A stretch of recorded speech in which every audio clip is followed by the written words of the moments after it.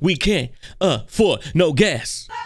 Yeah, 2007, cold drop to come up. I was in high school playing corner. I never dreamt of mumbling words in front of hundreds. Studying plays all summer. I'll hit the league if my growth spurt coming on my mom. 2009, bro dropped the warm up. I was in warm-ups playing Wheezy and Yukimi, Little Dragon, flame breathing the weed. Patrick had a studio dorm room next to me. I freestyled over his beats. My nigga Keys transferred in from Tennessee. He's a receiver. I play DB like Akeem. Snatch a nigga chain to lead. Talib Kweli, I could be lyrically, but I put on cleats. Scribble lines going through my mind like a paper piece. While in cover 3, playing nickel, doing safety reads. Watch the flats. I can rap, but I rather tackle and pedal back. Okay, if y'all aren't from the United States, you might not be getting all the references. This is literally a story, as you can tell, of his come up and where his mindset was. He wasn't that type of dude that was like, I'm rapping to get it out the hood. He's talking about I was a football player. I played safety. I was reading cover 3s. I was reading flat routes. These are all like plays and wide receiver routes for offense that he has to worry about as a defensive player. It's lit though. Damn, this type of songs get me every time. You think we can still get that deal with Rockefeller? Get a pick when my growth spurt hit. I'ma be captain, and I was around 2010, no cap. I got freshman player of the year and figured I was on track. This nigga Pat been in my ear talking about rhyming on tracks. So after practice we recorded, then we got it on wax. And on campus, yo, imagine like your whole life you're thinking that you're gonna be D1 college athlete, right? We're going to the pros, and we're on track. Everything's aligned for us to be a star on the football field. I don't know if something happened to him or he just found a spark. We haven't gotten that far into, holy shit, 7 minutes. I'm going to stop pausing it as much. Didn't realize it was that long of a song.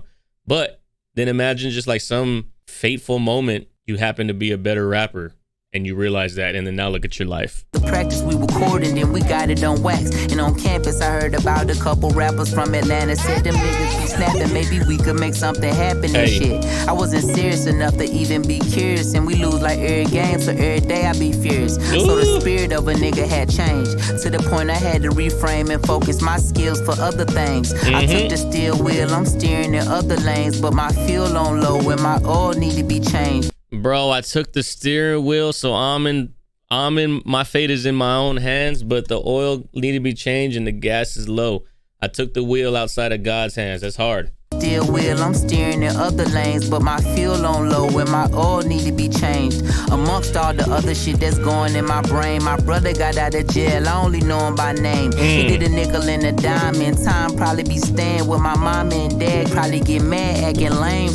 Nickel and dime means he did 15 years in prison, for those that don't know. And he's saying he never met his brother because he was in prison his whole life. A dime in time, probably be staying with my mama and dad, probably get mad acting lame sometimes. Look, the sideline story came out September 2011. Eve said around that time, we was hunting for a record under lots of pressure. Just combine the leverage with a better effort. Hey. You can find a sound and get us out the underground forever. Damn, hey, that switch to like let him come in and tell his part, crazy. And then he goes right back, all right, my part's done. Jid, keep telling the story. Leverage with a better effort. You can find a sound and get us out the underground forever. Maybe you can bless a little brown effervescent kid, youngest of 7 from the 6-8 section, section 80 drop. Yeah, we used to play that shit to death, and if I recollect correct, you tried to sign up for yourself. All the while I was round my out of town college. These beat switch ups, bro. Recollect correct, you tried to sign up for yourself. All the while I was round my out of town college wildin' out. Restaurants, destined dining, dashing, call it dining out. Fucking bitches, supposed to be in class, but I was hiding out. My friends take a little shot, smoke a lot of cannabis. Coolest nigga on the campus. Now niggas skipping practices and acting like a rock star. Going from in the dorm to in the car, leaving the football field. But fuck that, we still sorry. And the problem from the home front. On my home screen calling me, I don't wanna answer. Dog, just the storyline of talking about how his life was when he decided to rap. We rock stars now, baby. We rock stars. We're not going to practice no more. We're fucking on some hoes. We're drinking. We're smoking. We making it out the hood slowly but surely. Don't call me Shirley. Bar. On my home screen calling me, I don't wanna answer. My brother Carl hit me, said my granny had cancer. I'm supposed to graduate and make my way back to Atlanta, no job, no money or nothing from balling, because between that and school, that was really all. And maybe here's the back that broke the camel with the straw.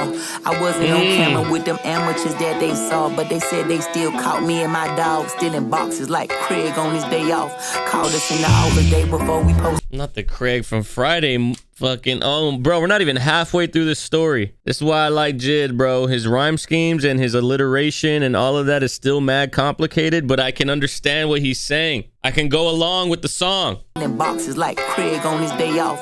Called us in the office day before we post a whopper. Called a squad car, a couple officers. I knew bro was finna tell, he was looking nauseous. Now I'm sitting in his cell, nickel double crossed us. Crossed me off the list for scholarship because I lost it. God no damn. Football, my red shirt, senior season exhausted. So I'm off it and I'm right back in Atlanta with a half a gram of weed and a gold Pontiac that my granny had bought for me. I was sleeping in the back, my dad kicked me in the streets. When he saw my neck tatted, then I told him I was rapping for school, no going back. He said, if I cannot follow his rules, just go and pack. Told you he be acting lame sometimes. Bro, but could you imagine his father's position though? Could you imagine his father's position? He's in college for literally for a football scholarship, and he fucks around and goes and gets arrested for stealing. So there goes his scholarship. There goes his college career for one stupid ass mistake to steal some fucking Abercrombie shorts. And then he goes back to his dad and is like, Dad, I'm rapping. That's the move I'm making with my life. I'd be pissed off too if I was his dad. Told you he be acting lame sometimes. This my son. He came from these nuts. This Negro come back from school. It all worked out, but you don't know what's gonna work out. Chapel. How many people say that they want to be rappers, and how many people actually make it? You don't know that as a father. You want what's stable for your son. You want a stable, successful, don't have to worry about nothing type of career. And then here he goes hanging around with people that are doing the wrong thing, and he gets caught up in it, but he's rapping. He's probably first generation college too, if I had to assume. So imagine, and if he is, imagine like your first generation college and your dad, and he's proud of you and everything for doing what he never did, and then boom, Dad, I'm kidding, I just want to be a rapper. That don't work out for most people. Talking about he ain't playing football no more because he know he ain't going pro. He left on a full scholarship to go to school and get a degree because Exactly. we thought education was the number one thing. Exactly. Anyway, he came back determined to do what he was determined to do, and I know because he is who he is, we taught him, hey, whatever you do, put your full self into it. So he did that. Anyway, he's back home. I ain't with that. So I'm saying, hey, you got to go to work. And he's saying, hey, this is my job, what I'm about to do. So I'm like, hey, man, sometimes you got to work to do what you really want to do. We went through this whole brain wrestle. Tell him, hey, sometimes you got to actually work just to do what you want to do. Your dad's spitting bars. If you want to do this thing, you can't just be out here fucking sitting in my house rent free, have no job, in the hopes that you're gonna make it. Sometimes you gotta sacrifice to get the things that you want. Work to do what you really want to do. We went through this whole brain wrestle. But anyway, he won. He decided, hey, Dad, I'm putting this thing, I'm doing this. This is my job. And he committed to it. And hey, the rest is history. I'm looking at him. I believe in him. I know what was in him. All him and his brothers and sisters, they all got the same mindset. Do your best. Give 100% or don't do it at all. So I know whatever he put his all into, it was gonna be golden. Anyway. Look, March 10th, 2017, the Never story dropped. And I'm coming off a tour with...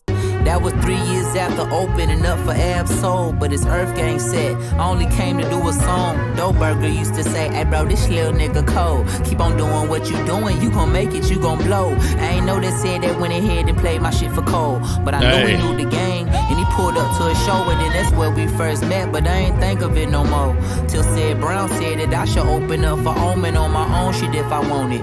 Only 4 cities, maybe we get Rob Gibbs on the phone in. I gotta hone in. The game, grown men uncomfortable in their own skin. But all I wanted was a chance. It feel like I'm in the mannequin challenge. Still stands, but I'm still standing. Till my nigga lent a hand and I'm no longer stranded. Y'all remember the mannequin challenge? Atlanta, mama said don't take advice. They gon' try and take advantage. I was about the sample is crazy. Take the advance. Cole say, hold on, wait, bro. I got the plan, so come on. Damn. time, little nigga. Come on. Well, come on in. Let's roll. Yo. Is this Cole? Are we about to get... Hey, yo, this is J. Cole's version of Kanye's outro song. I forget the name of it, on College Dropout. And then the way Jay-Z came on and like, can't believe he making me do this shit, motherfucker. Got to get cameras out the motherfucking studio and fuck with me. That's crazy. Jermaine. That's crazy. Cole. Yo, Jid, I remember you came to the crib. Remember this after we had met, and I told you and Earth Gang to pull up to the crib in Carolina. It's the studio house. I wasn't on no shit like, yo, I'm trying to do some Dreamville shit with y'all now. There wasn't no talking, no deal. I didn't even know if I wanted to sign niggas. I just knew y'all was dope. I fuck with you. Just pull up. Let's see what the vibe is like. Let's work. In my mind, if something happened, it happened. If not, then cool. Niggas just got a chance to link and kick it. But while we was there, the thing that I noticed off rip, work ethic. I said, oh, this nigga want it. Yo. This nigga really want it. That look in your eye, nigga, I know that look. I had that look. I know that look too well. But a lot of niggas want it. The thing I notice about you, my nigga, off rip, this nigga don't just want it. He got it. He willing to do the work that it takes to get it. And that's the difference. That's the separator. That's the Everybody want it. The niggas that never get what they want. Everybody want it. And the niggas whose names ring out forever. You want it bad enough to do the work? Forever. Hard. Shit goes dummy, bro. Holy shit, that song. That one not gonna get the love the way that the last single got, because that is clearly not a it's not a single in terms of being a single. Like, that's not gonna get no radio spin. 7-minute ass song with 3 people talking in the middle of it. But bro, if this album is like this, if the album is talking about everything that he had to do in order to get to the position that he is in, that's that shit that I fuck with. That's that shit that makes 2014 Forest Hills Drive the classic that it is. Every story, I don't even think people realize that 2014 Forest Hills Drive is a concept album. Like, everybody knows that For Your Eyes Only, KOD, everybody knows these are concept albums, but so was 2014. The whole album is about his mental perspective and the people that surrounded him and the emotions and the situations that he was in as he was an adolescent, which is why the whole song is, you know, Wet Dreams, 03 Adolescence, Love Yours, Hello. All these songs are all part of the past that made J. Cole who he is. And I hope that that's what we get with J.I.D, because that shit would, if he gives me that, might be album of the year. That's why I fuck with J.I.D, bro. Elite level rapper, but also staying, it doesn't seem too pretentious, you know? It doesn't seem like, oh, I'm better than everybody. Let me just show you that I'm better than everybody, you know? So you just know.